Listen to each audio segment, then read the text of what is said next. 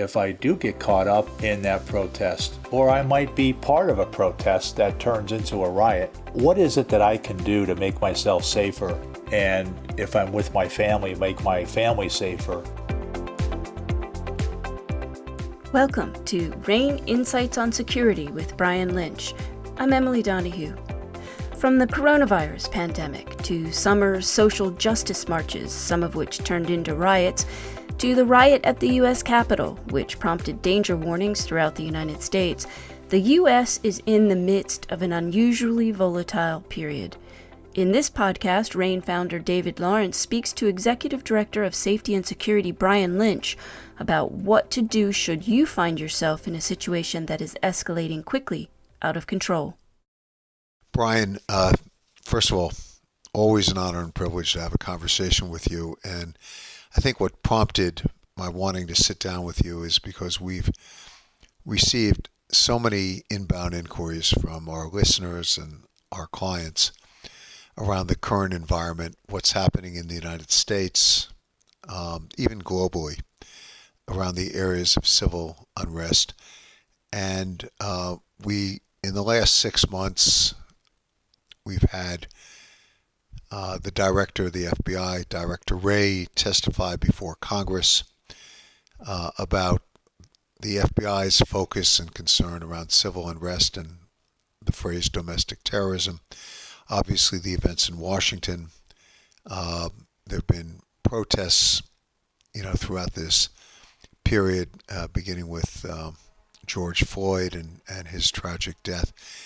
And I thought it might be helpful because of the extent of your experience, both in senior leadership positions at the FBI and also in leading safety and security at Vanguard, the global leading asset management firm, and now at RANE, working closely with our clients, just to get some insights here. Maybe we'll start with an overview of the threat landscape and what's happening and sort of your view of the recent incidents of civil unrest. Thanks, David. It's always great to be with you.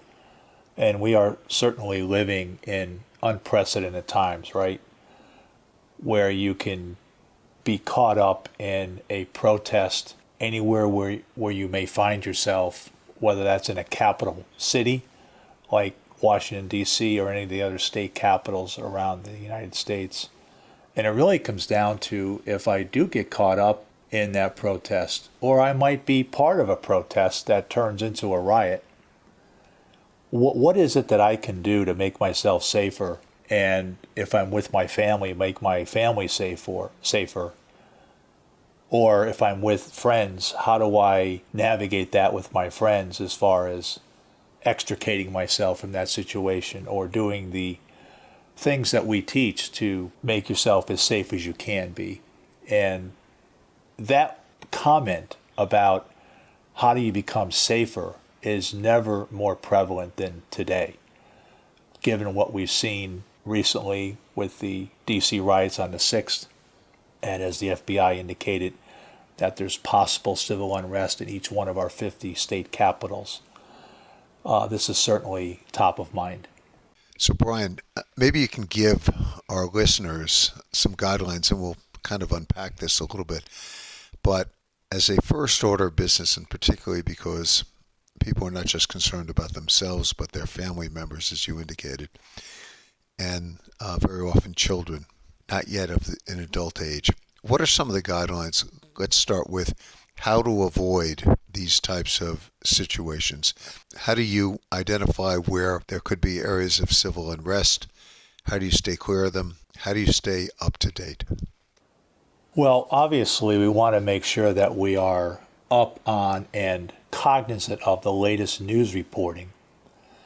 And whether you have that information pushed to you on your mobile device or any other device that you may have in your possession, just to stay up on what the latest is relative to news reporting and what could happen.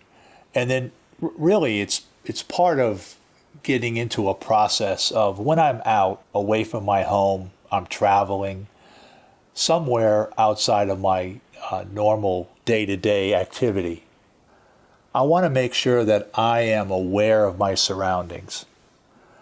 Instead of walking with my phone in my hand and paying attention to the next text, I might have my phone in my pocket and I am paying attention to who is around me. And as I'm doing that, I'm scanning the area to decide for myself if there's something here that might be a threat to me, or it might be a situation that might develop into a threatening situation. And then how do I extricate myself from that area? So it's really about awareness of your surroundings is really the first step. There also have been a number of pronouncements that have been made by officials about staying out of certain areas or certain security is going to be in place. What I've often found is people can get numb to these announcements. They get a bit complacent. And obviously, there are a number of different sources of information that one can go to. You're not just an expert in security, but you're a father and a grandfather. What do you stay attuned to from a public standpoint in terms of assessing the risk of a particular area?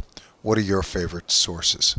So I have a number of ways that I stay up on news. I have feeds that come to me, that are pushed to me from news outlets that push information out on a routine basis. For example, Apple News will collect news across the spectrum of items that I am interested in, and then they send that to me, and it is continually updated every minute of every day. That's one example.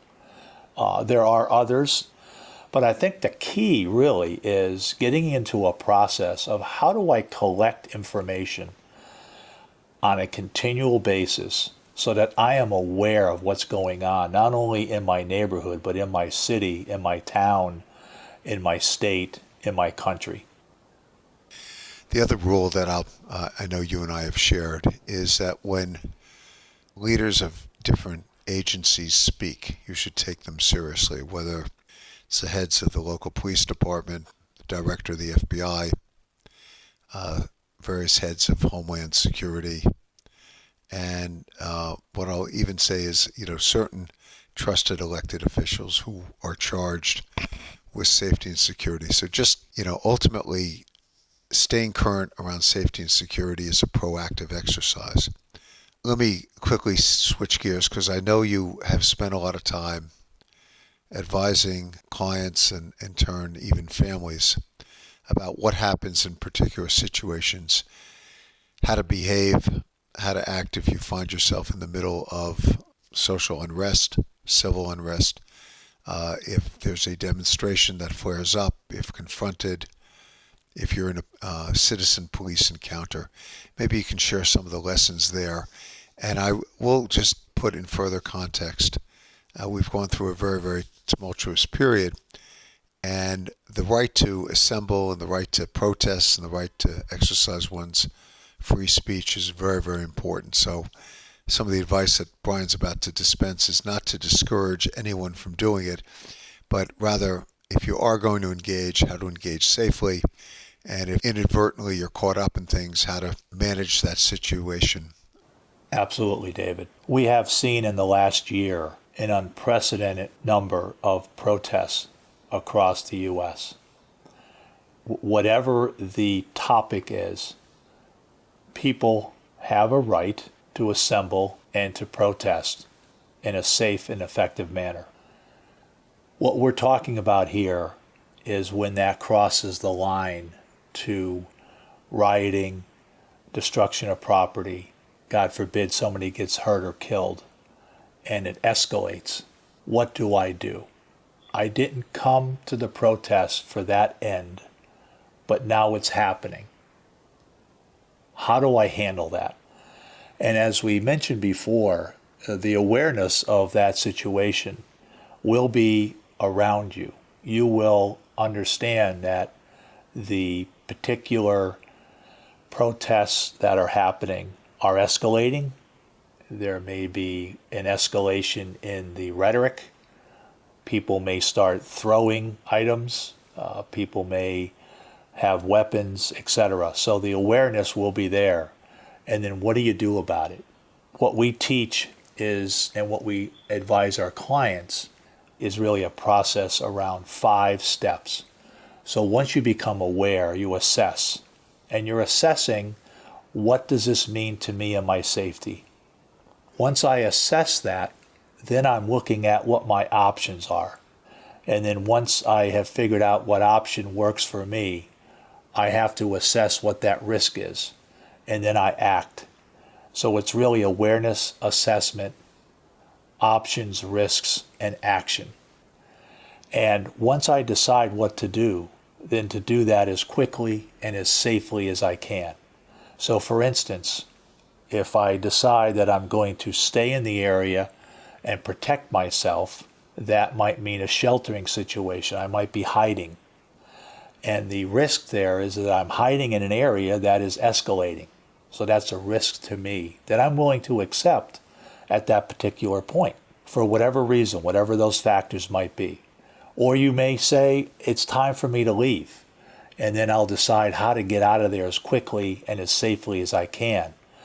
Now, one of the risks involved in leaving is that you may run into an area or into a particular zone that might be much more dangerous.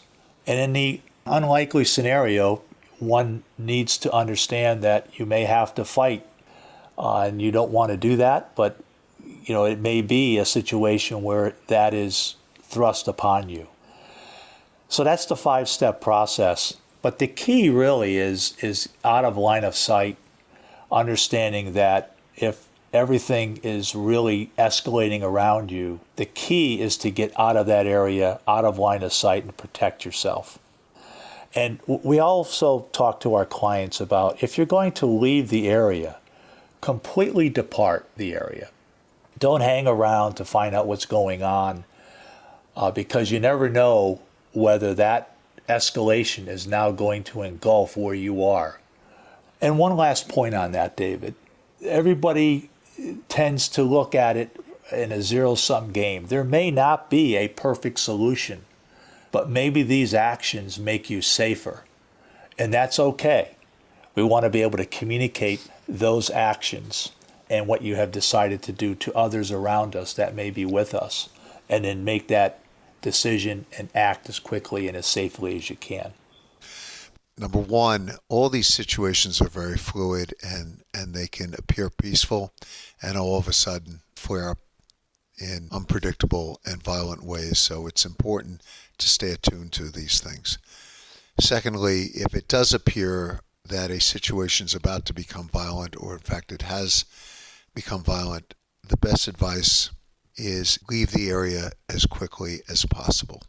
Don't linger, don't photograph, don't video.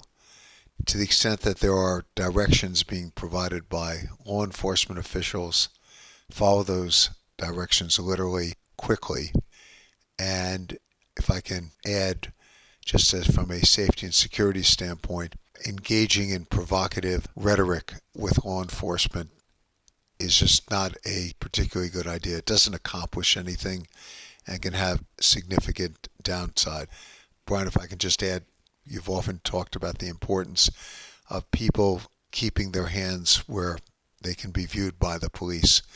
Officers always worry about a weapon or somebody drawing a weapon, etc. And, palms open, hands up, and in a non-threatening way is very, very important.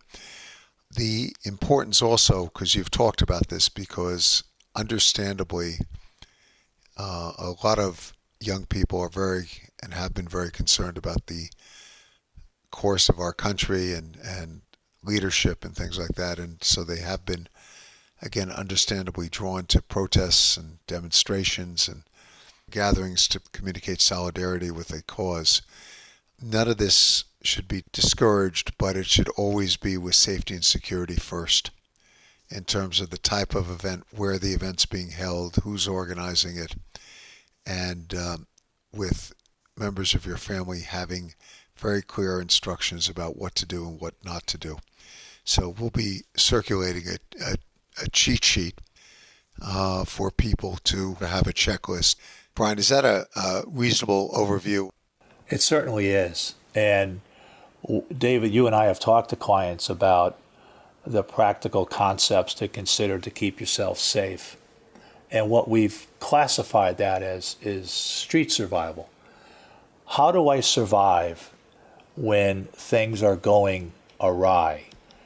Whether that's civil unrest or I'm traveling and something happens near me, near the hotel. What is it that I need to do? How do I protect myself? And what steps can I take to make myself safer? Whether you're going out to a protest or you're traveling, we always say try to blend into the surroundings relative to the clothing that's worn, the type of clothing, the colors that might be used. Pay attention to that type of wear that you might decide to put on for that particular day. We talked about awareness before and scanning the area. So that means look at people, but don't really look at people, and avoiding direct eye contact. Some people take direct eye contact as a threat. And if you're in an area that has a protest or it's an unplanned protest and it somehow just percolates and you're now involved in an area that is under protest activity, what we're saying is if you're not interested in staying, if you don't and did not have any intention of being in that protest, then it's really to your best interest to move away calmly but quickly. And as you're doing that, avoiding choke points, areas that have people and that there's a very narrow way to either depart or there seems to be some sort of a traffic jam, if you will, with people. And another thing relative to how you travel or how you move about is, avoid the display of any wealth, either on your person or in your vehicle as you park it. Hide those computers and anything the wallet, anything else that you may want to leave in your vehicle, in the trunk or in the glove box. And then, of course, try not to wear the watch, the jewelry, etc. when you're out, because they may become a target for the particular group or individual who is in that business or sees the opportunity. And the last thing really is about being situationally aware.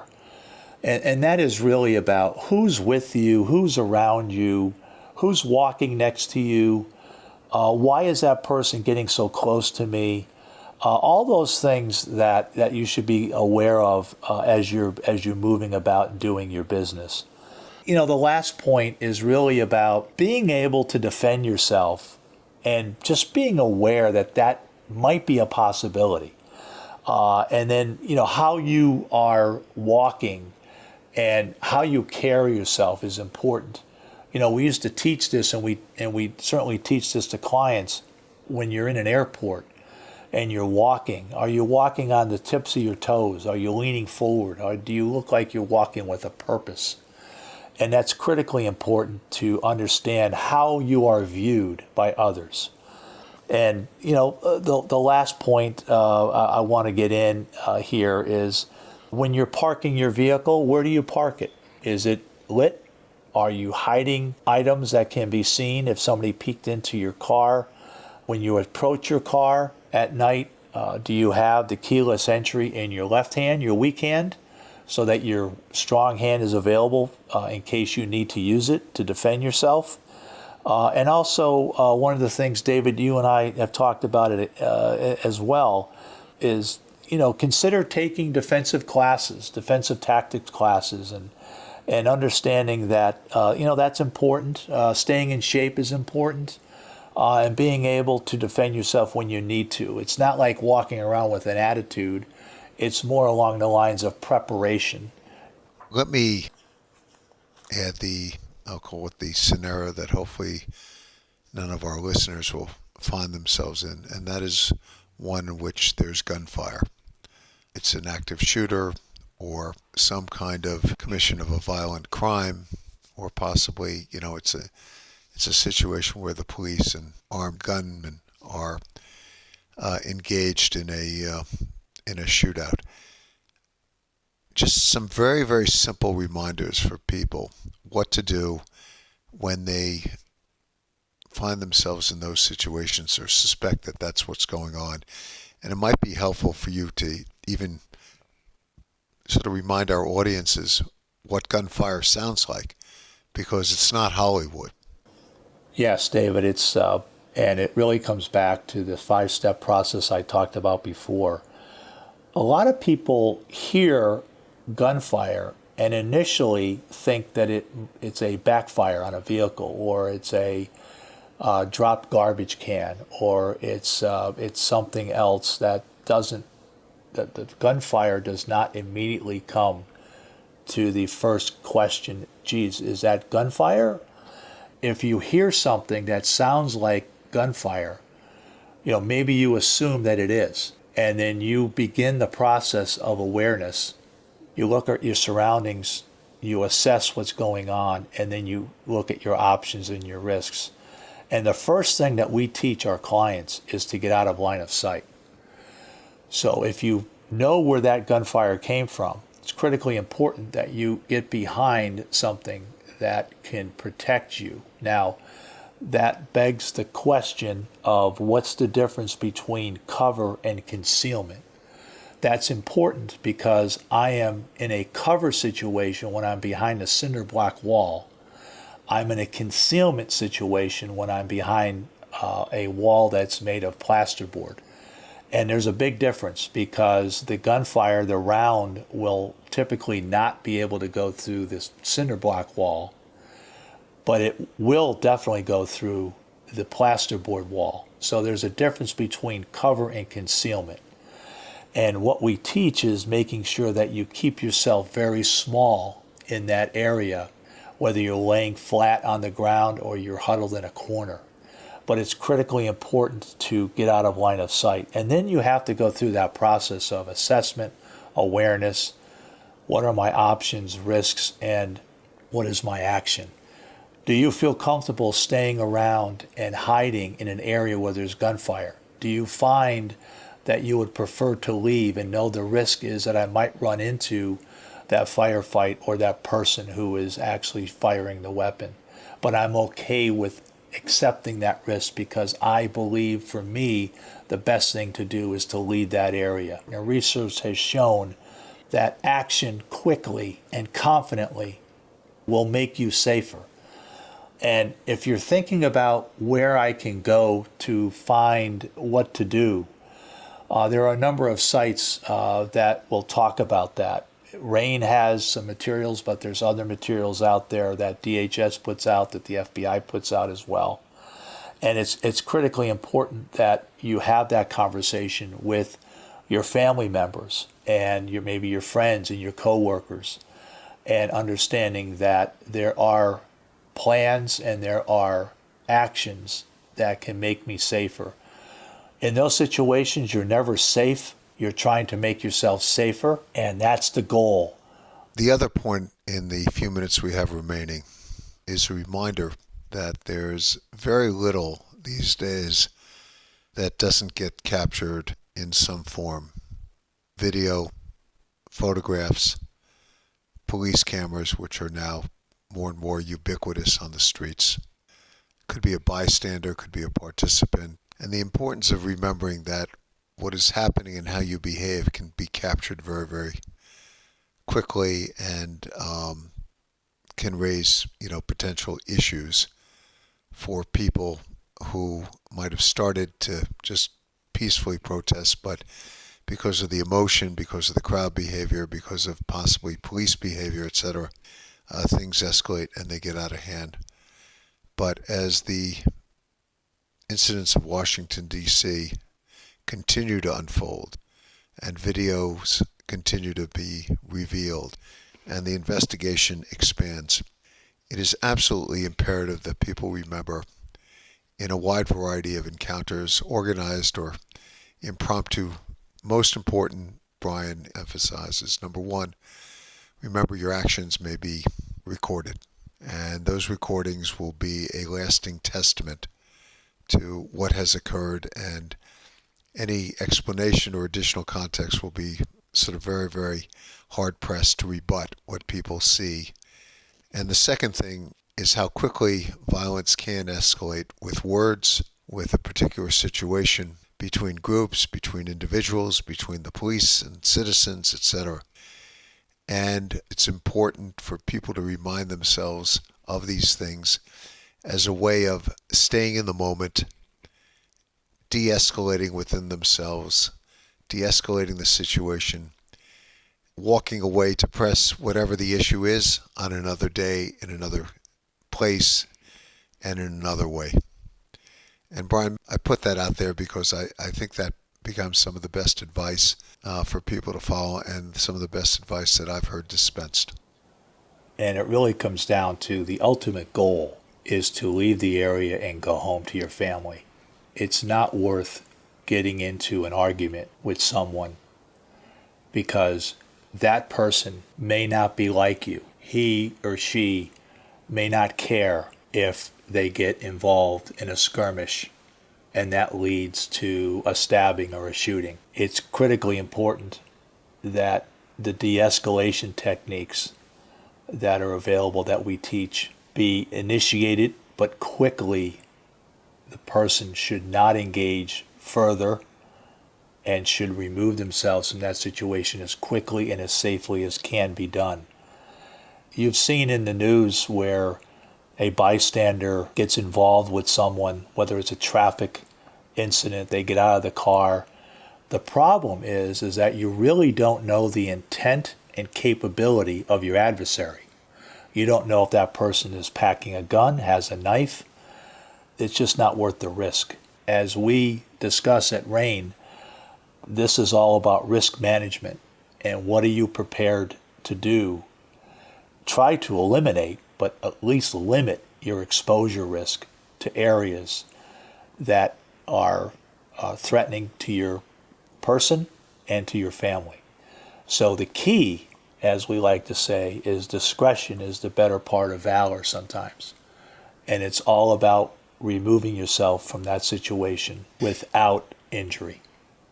And there are always ways to address and redress situations in another time and another place. You know, particularly in a COVID environment and a highly politicized environment, there are important issues, and everyone should just stay safe and well and be in a position to press on with their particular causes as well as their viewpoints in a peaceful way. So, Brian, thank you so much, and we'll stay tuned. And with the inauguration coming up, let's hope for a very peaceful transition, not only in Washington, D.C., but in all 50 states and throughout the world. Thank you, David. Thank you, Brian. Individuals and organizations turn to RANE for risk intelligence that cuts through the hype to focus on what they need to know, what to expect, and what to do. Whether they are physical, digital, or other complicated risks, our teams help yours manage risk with critical insights and expertise to manage better outcomes. Join us at ranenetwork.com. That's RANE network.com. I'm Emily Donahue. Thanks for listening.